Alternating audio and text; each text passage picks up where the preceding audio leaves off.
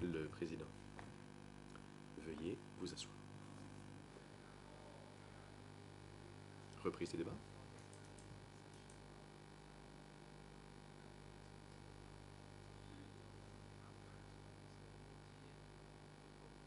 Cet après-midi, la Chambre laisse la parole à la défense de Nguyen Chia pour son interrogatoire de la partie civile, si elle souhaite poser des questions.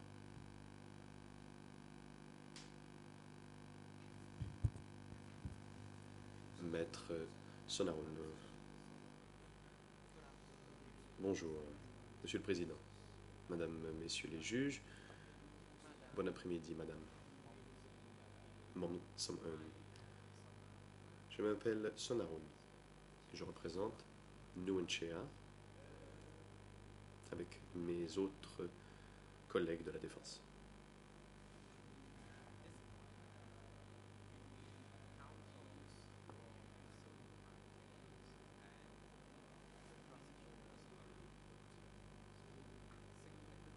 Les conseils des parties civiles et l'accusation vous ont déjà posé de nombreuses questions, mais j'aimerais vous en poser quelques-unes pour apporter quelques précisions.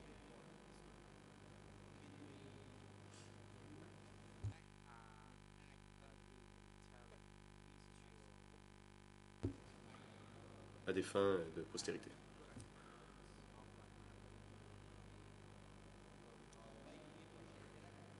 J'aimerais savoir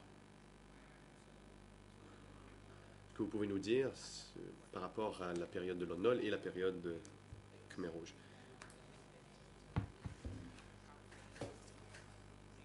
Ma première question est la suite. Vous avez dit au Conseil des parties civiles que vous avez enseigné à un lycée à Kampot. Pendant combien de temps avez-vous enseigné à cette école? Réponse. Je ne m'en souviens pas très bien.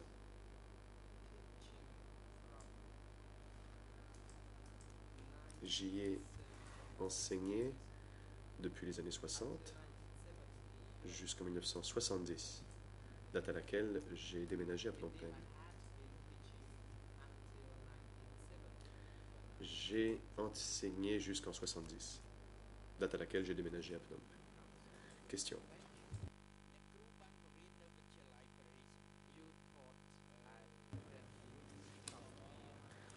Bon, vous avez enseigné à l'école Prearich Samking avant de venir à Phnom Penh. À Phnom Penh, vous avez enseigné au lycée Sisowat. C'est exact? Veuillez, je vous prie, attendre de voir la lumière rouge de votre microphone avant de répondre. Le président. Madame, veuillez en effet attendre de voir le voyant rouge pour répondre. Allez-y. Réponse. J'ai été transféré au ministère de l'Éducation.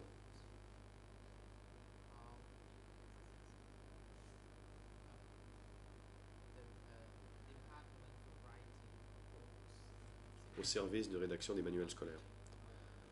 Je n'ai pas enseigné à Phnom Penh. Question.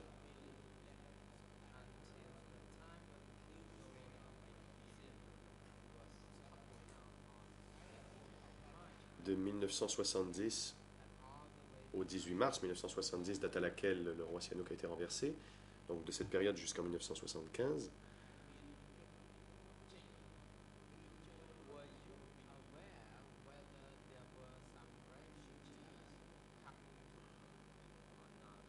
saviez-vous que des réfugiés venaient à Phnom Penh et le cas échéant, combien de réfugiés venaient à Phnom Penh pendant cette période? Et je vous prie de me demander de répéter si vous n'avez pas compris ma question. Et si vous avez compris, je vais y répondre.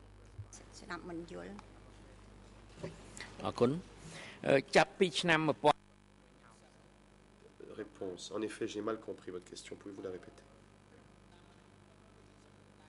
Maître Sonaroun. au début de l'année 1970, quand Sihanouk a été renversé dans un coup d'État.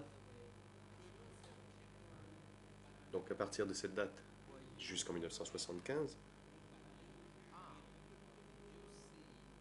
avez-vous remarqué si des réfugiés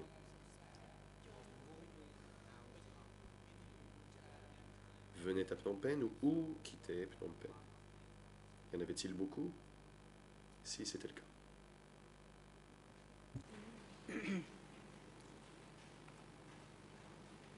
ពេលនោះខ្ញុំអត់ដឹងរឿងប្រជាជនចាញ់ចូលអីទេប៉ុន្តែគ្រាន់ថា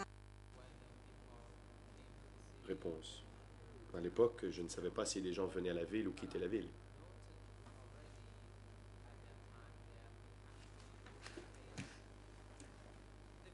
Mais j'ai remarqué que c'était une période difficile et j'avais peur pour l'avenir.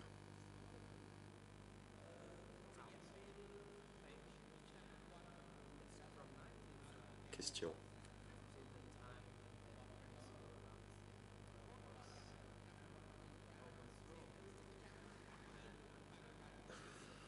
De 1970 à la date où Sihanouk a été renversé et jusqu'en 1975, avez-vous remarqué des conflits internes ou des guerres? ពេលនោះគេចាប់ប្តីខ្ញុំគេថាប្តីខ្ញុំនឹង Réponse. On avait arrêté mon mari. On l'a accusé d'être un traître. Et on l'a accusé d'autres choses aussi.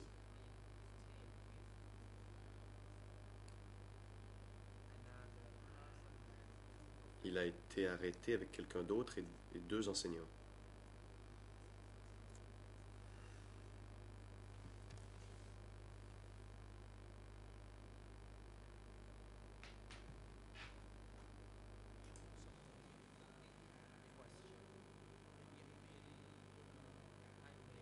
Question.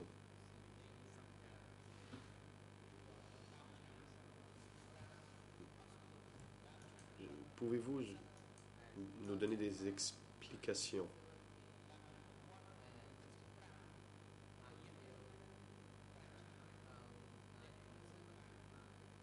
De 1970 au début de l'année 1975.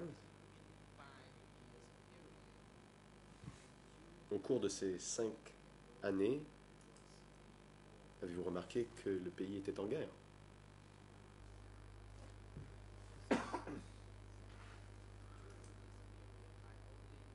Réponse.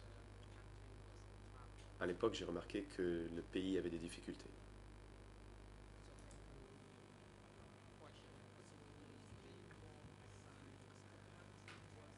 Pouvez-vous être précise? Le pays avait des difficultés. Que voulez-vous dire par là? គេចាប់ប្តីខ្ញុំនឹង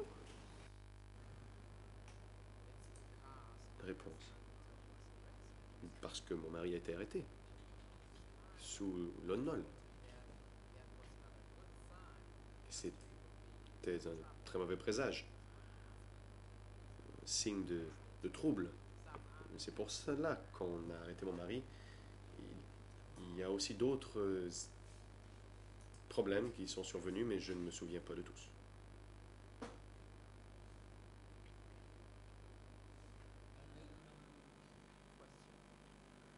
Question.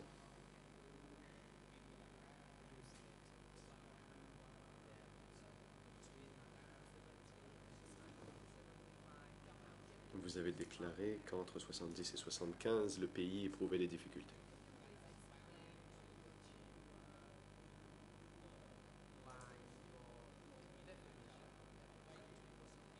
Pouvez-vous expliquer que voulez-vous dire par difficulté? Était-ce un conflit, une guerre? Pouvez-vous expliquer à la Cour ce que vous entendez par difficulté?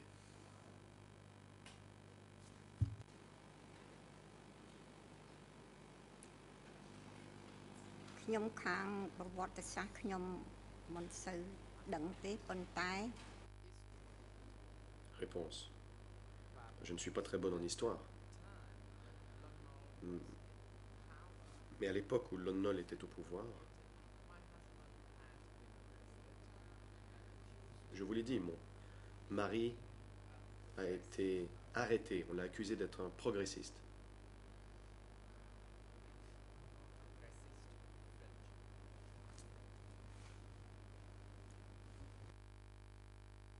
Progressiste, en français. Il a été arrêté et emprisonné. Question. Et qui l'a arrêté et l'a emprisonné?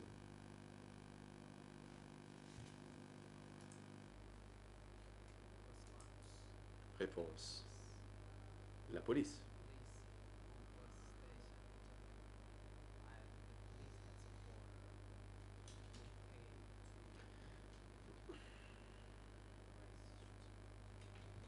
La police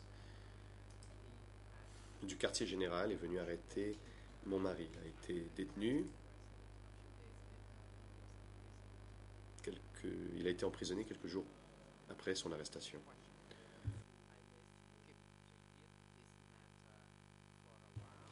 Bon, je vais laisser ce sujet de côté pour un moment et je vais passer à une autre question.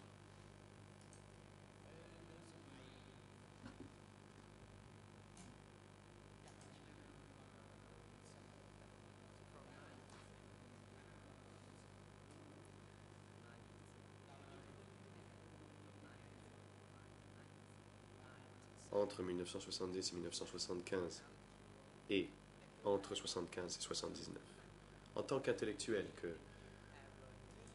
qu'enseignante,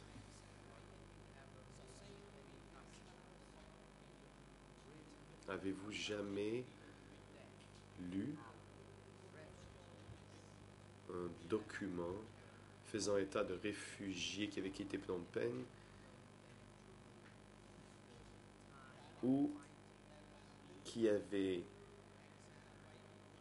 cherché à obtenir l'asile à Phnom Penh pendant les combats, fuyant les conflits de ces périodes? Réponse. Pouvez-vous répéter la question car je ne crois pas avoir compris. ដោយយោងទៅលើអ្នកគ្រូជាបញ្ញាជុត Maître Sonaron, je vous présente mes excuses. En tant que personne instruite,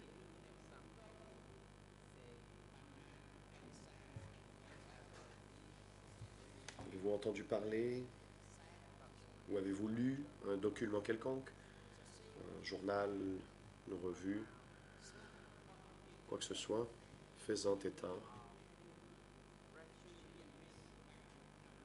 de la mort de réfugiés pendant les conflits de 70 à 75? Étiez-vous au courant?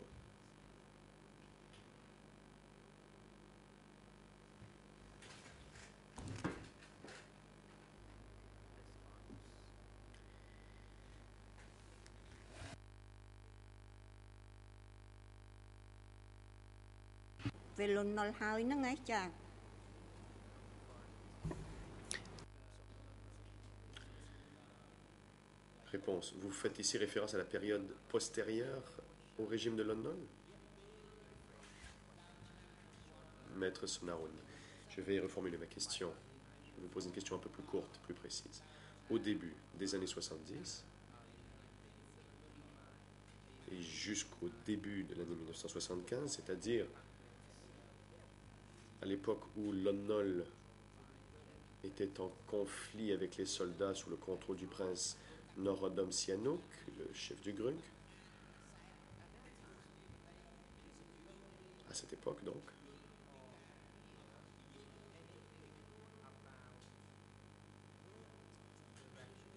Avez-vous lu quoi que ce soit sur le sujet des réfugiés? Avez-vous entendu parler de la mort de réfugiés pendant cette période?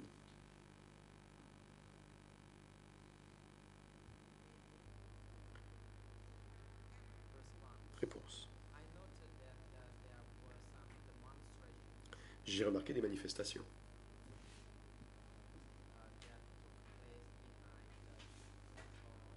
au lieu derrière le lycée Yuk Kanto. Il y a eu une autre manifestation à la gare.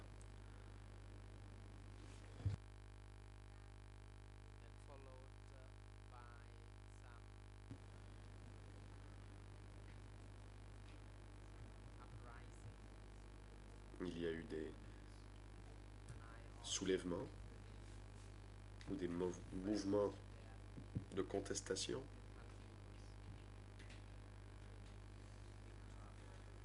Et j'ai eu l'impression que le pays courait un grand risque.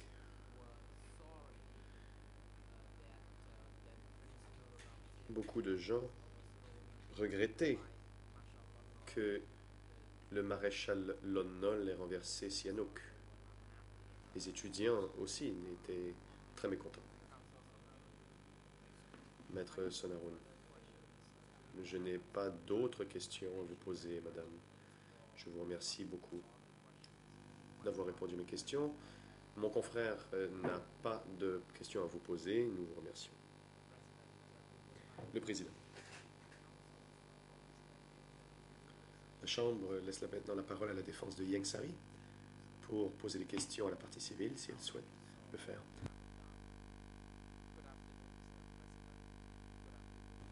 Maître Angoudon. Bon après-midi, Monsieur le Président, Madame, Messieurs les juges, bonjour au procureur, chers confrères, tous et toutes au prétoire et aux alentours. Et bon après-midi, Madame Momsen. Je m'appelle Angoudon. Mon collègue Maître Michael Carnavas et moi-même représentons Monsieur Ieng Sary.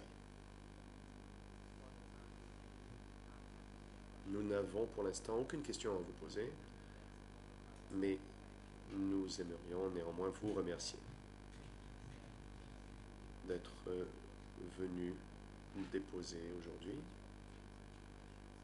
de contribuer ainsi à la manifestation de la vérité. Nous vous souhaitons bon voyage. Le président.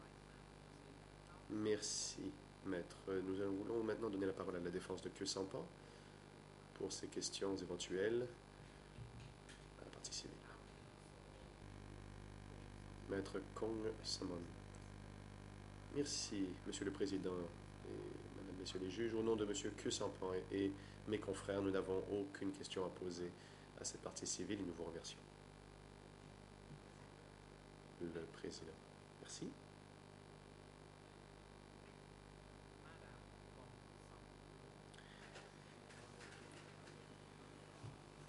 Madame, comme nous vous l'avons dit ce matin,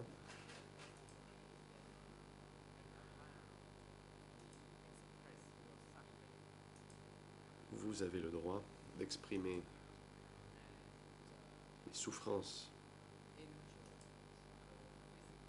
que vous avez vécues, les préjudices que vous avez subis, tant moral que physique.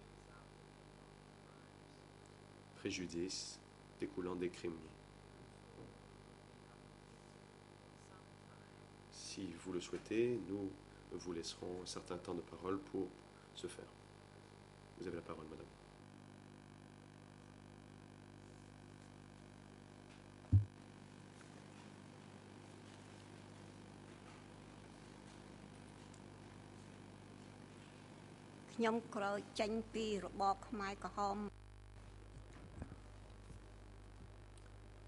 La partie civile.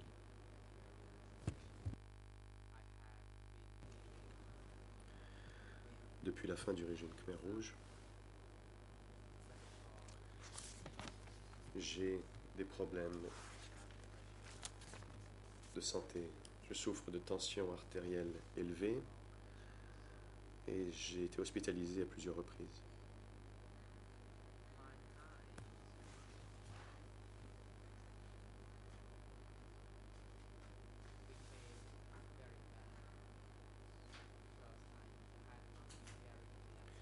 Ma vue a empiré car je n'ai pas porté de lunettes pendant très longtemps, période pendant laquelle j'aurais dû les porter.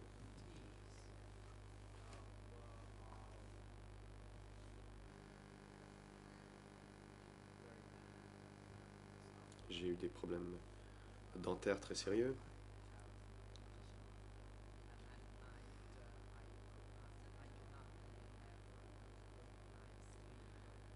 J'ai de la difficulté à dormir la nuit. Je me sens très anxieuse. Je tremble beaucoup le soir. Je ne sais pas pourquoi. Je vais souvent à l'hôpital pour y recevoir des soins.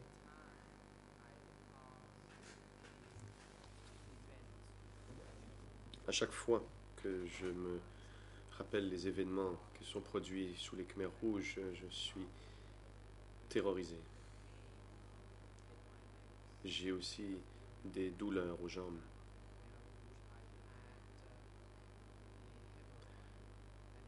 Sous les Khmers rouges, j'ai souffert d'hémorroïdes qui n'ont pas été bien traitées, soignées, et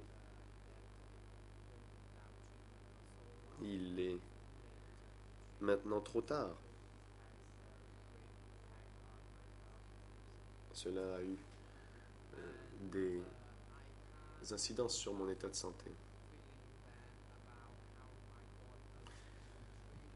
Quand je pense à la façon dont mes filles ont pu être traitées, je me sens très mal, car j'ai entendu dire qu'avant d'être exécutées, des femmes ont été violées, et je crains que cela ait pu se produire pour mes filles aussi.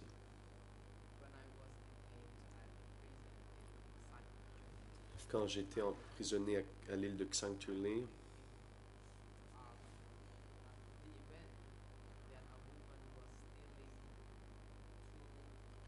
j'ai pensé à cet incident où une femme avait volé un fruit, et quand elle a été découverte, on l'a exécutée. Cet incident, j'y pense tous les jours.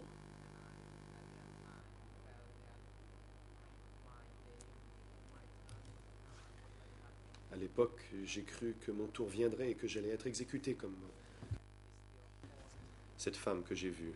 Ce souvenir me hante sans cesse. Et mon mari me manque.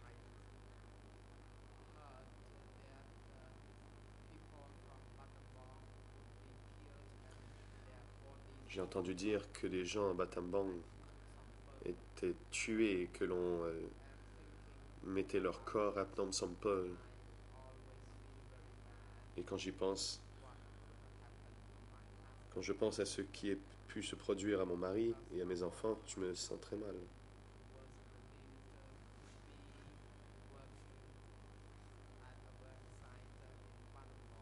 Car un de mes enfants, on pense qu'il a travaillé sur un site de travail à Battambang. Comme il a disparu, il est possible qu'il ait été tué et qu'on l'ait laissé son corps dans la vallée de Phnom Sampol. Il est possible que mon enfant ait souffert énormément avant d'être exécuté. Et il est très difficile pour moi d'y penser.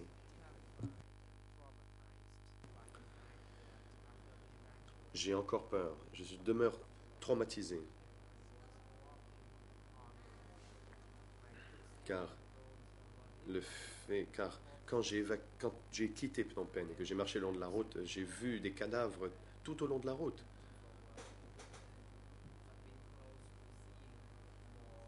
Et l'on en voyait de plus en plus. Je n'arrive pas à dormir car j'y pense.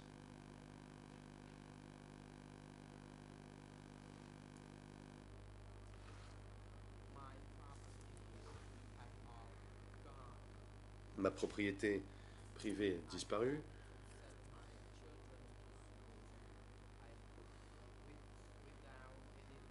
J'ai dû envoyer mes enfants à l'école et il ne restait plus rien. J'ai dû aller travailler. J'ai dû mentir à propos de mon âge pour pouvoir être embauché.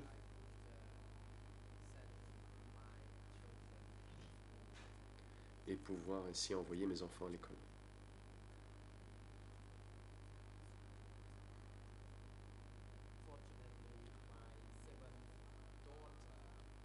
Heureusement, ma 7e fille a obtenu une bourse pour aller étudier en Allemagne de l'Est. Un autre de mes enfants a obtenu une bourse et a pu étudier en Tchécoslovaquie. Et un autre aux Philippines. Cela a beaucoup aidé, m'a beaucoup aidé à surmonter les obstacles et surtout à vivre avec les souffrances, sachant qu'ils vivent une bonne vie. Ma plus jeune fille se débrouille très bien. Travaille aujourd'hui dans un bon endroit. Je n'aurais jamais pu poursuivre, si ce n'était que du fait que je sais que mes enfants vont bien. Mes enfants s'occupent de moi.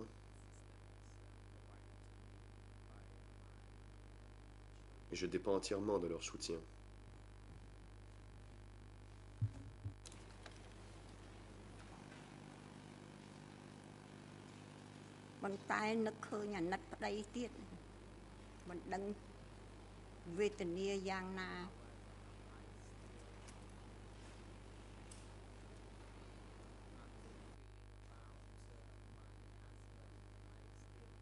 Mais je pense encore à mon mari. J'essaie de m'imaginer ce qui a pu lui arriver.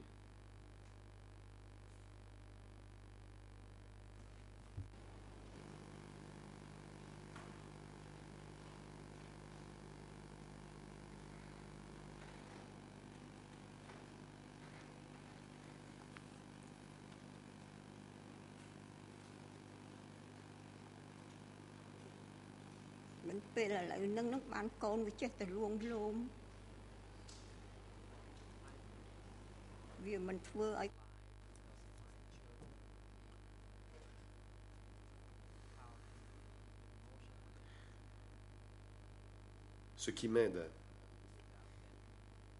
continuer à vivre, c'est le soutien moral de mes enfants. Sans eux, je ne pourrais jamais continuer.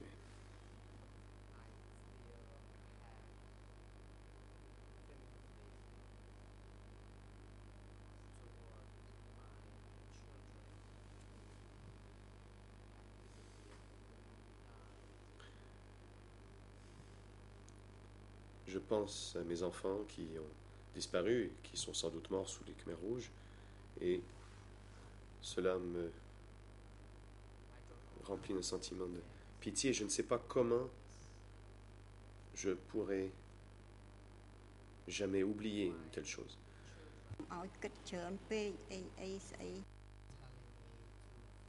Aujourd'hui, mes enfants me répètent sans cesse d'oublier le passé, mais ça m'est impossible. C'est trop difficile.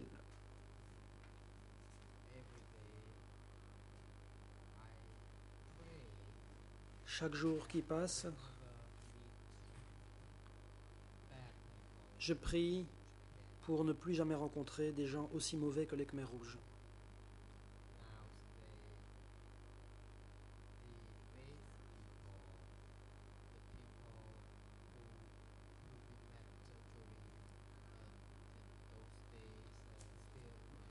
Les gens du peuple de base, ceux que nous avons rencontrés à l'époque, continuent de venir me voir et ça m'aide beaucoup. J'ai eu beaucoup de problèmes, mais mes enfants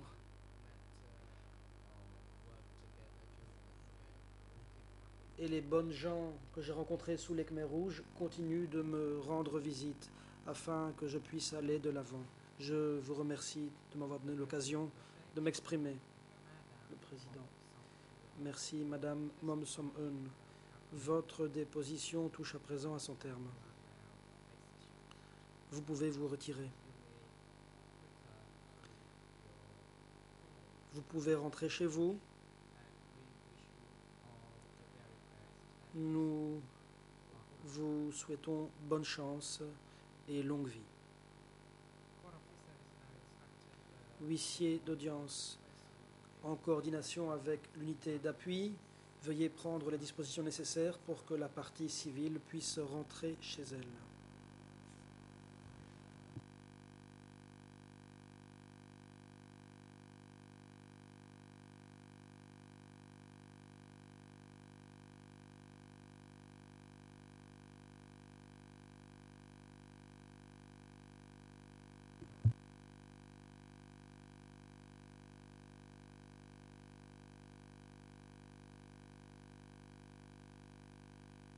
ជួយលើកគាត់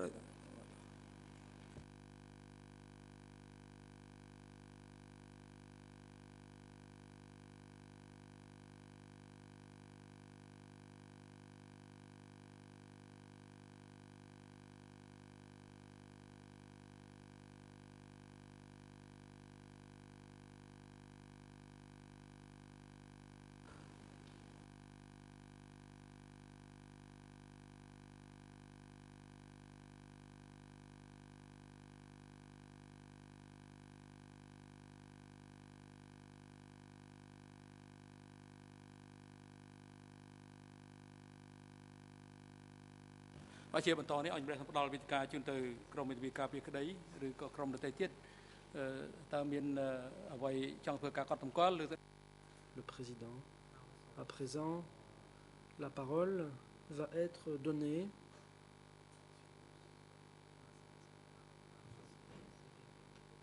à la défense et aux autres parties qui souhaiteraient faire des observations au sujet de la déclaration faite par la partie civile au sujet de ses souffrances.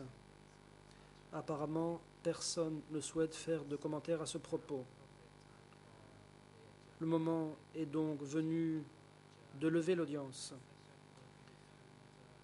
La prochaine audience aura lieu après-demain, le jeudi 8 novembre 2012. Ce jour-là, la Chambre entendra la déposition de l'expert au sujet de l'état de santé de Ieng Sary qui est hospitalisé à l'hôpital de l'amitié khmero-soviétique.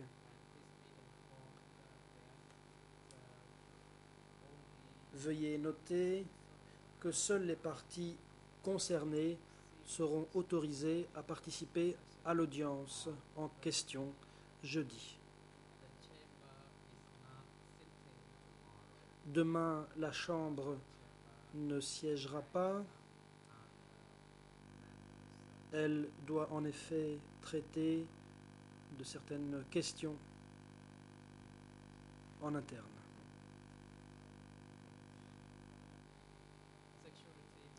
Agent de sécurité, veuillez conduire M.